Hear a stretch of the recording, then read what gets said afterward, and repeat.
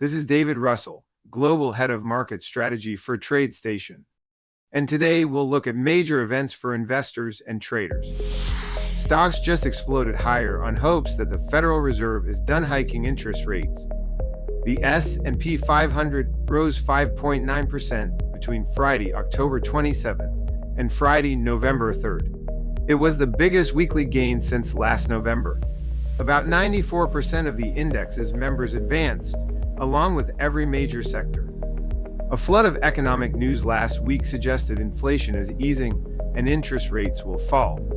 First, the Treasury Department announced plans to issue less debt and to focus on shorter-term maturities.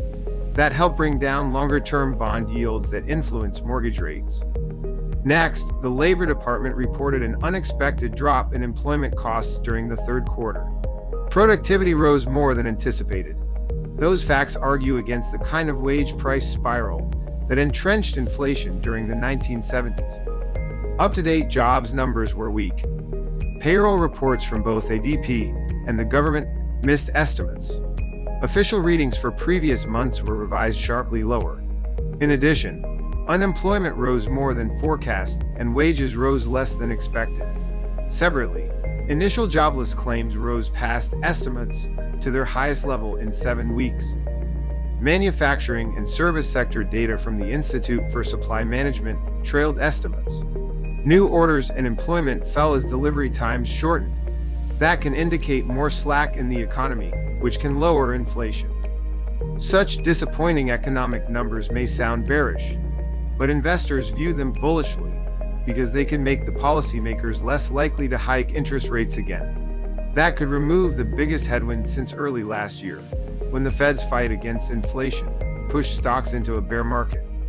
Chairman Jerome Powell noted that policymakers are now asking whether they should hike rates more. This was a clear change from previous meetings, when they leaned toward more tightening. Powell added that wage gains were consistent with his inflation target, effectively removing another argument for higher interest rates. The chairman recalled that for the first year or so of the Fed's tightening cycle, the risk was all on the side of not doing enough. But he made a change last week, saying that the risks are more evenly divided because policy has come far enough. Expectations for another rate hike have now collapsed. CME's FedWatch tool shows the market placing only a 5% probability of an increase next month, down from 39% in early October. By next June, odds now favor a cut of 25 to 50 basis points. Housing stocks jumped the most since early 2020 as the expectations shifted. They were the top performing group last week. Banks whose asset values have been hammered by the higher rates also surged. Real estate investment trusts were the best performing sector overall and had their biggest weekly gain since April 2020. Technology and consumer discretionaries also rallied. Other groups to outperform the S&P 500 included the Russell 2000 small caps, retailers, and airlines. Energy was the worst performing sector, as crude oil fell to its lowest level since late August. The drop took shape as unrest in the Middle East remained confined to Gaza. Consumer staples, frequently viewed as a safe haven, also lagged. Last week was full of major earnings reports, led by Apple.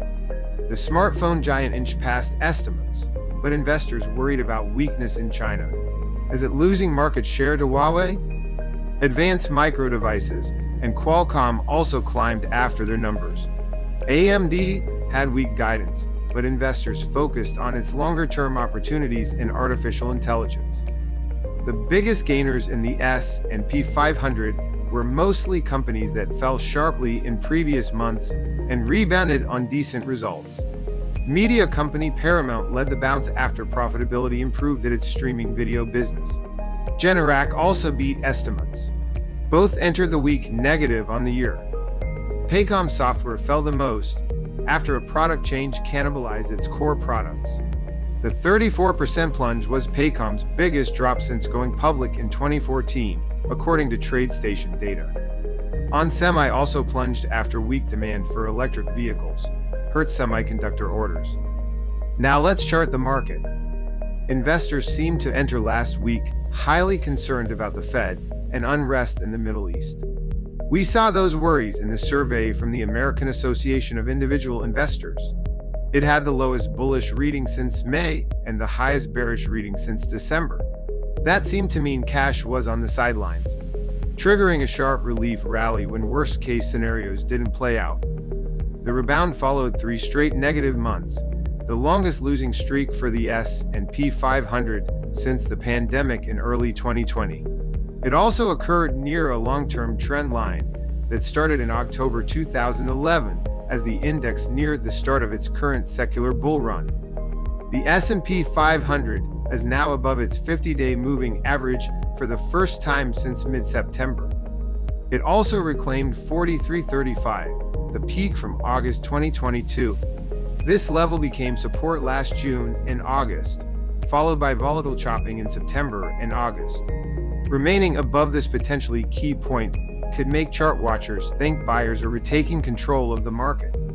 The next support they may eye is roughly 40 to 20, near the low from early October.